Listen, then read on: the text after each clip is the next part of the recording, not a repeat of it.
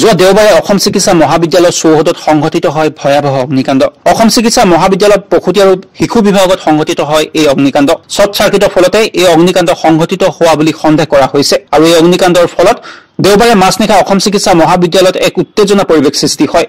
সকলোৰে মাজত এক উত্তপ্ত পৰিস্থিতিৰ সৃষ্টি হৈ পৰে আৰু এই অগ্নিকাণ্ডৰ ফলত এটি দেৱ শিশুৱে কৰুণ মৃত্যুক আঁকোৱালি লয় আৰু এই সমগ্ৰ ঘটনাৰ সন্দৰ্ভত এতিয়া জিলা প্ৰশাসনে তদন্ত আৰম্ভ কৰিছে। জিলা উপায়ুক্ত পল্লৱ গোপাল ঝাই এই দিশত এক উচ্চ পৰ্যায়ৰ কমিটি গঠন কৰি তদন্ত আৰম্ভ কৰিছে আৰু এই দিশত জিলা উপায়ুক্ত পল্লৱ গোপাল ঝাই সংবাদ মাধ্যমৰ আগত কিছু মন্তব্য দাঙি ধৰিছে। এই মন্তব্য আপোনালোকলৈ আগবঢ়াইছো। ছাতি এতিয়ালৈকে এমচিএচ পৰা ফাইনেল ৰিপৰ্ট অহা নাই মোৰ লগত, কিন্তু যে প্ৰিলিমিনাৰী এটা দিছিলে যে বহুত মতলব ডাঙৰ ক্ষতি হোৱা নাই।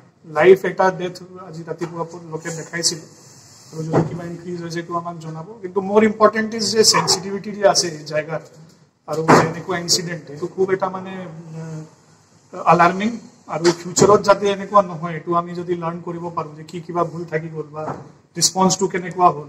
কাৰণ যদি 50টা বাচ্চা NICUত আছিলে তাহলে মানে ফায়াৰ ব্ৰেকছ আউট কিবা মানে বহুত ডাঙৰ এটা ইনচিডেণ্ট হৈ গ'লেহেঁতেন। বাট ফৰ্চুনেটলি ইমান ডাঙৰকৈ নহ'ল।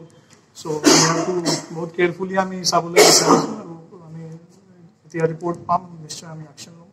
News desk report RVTV।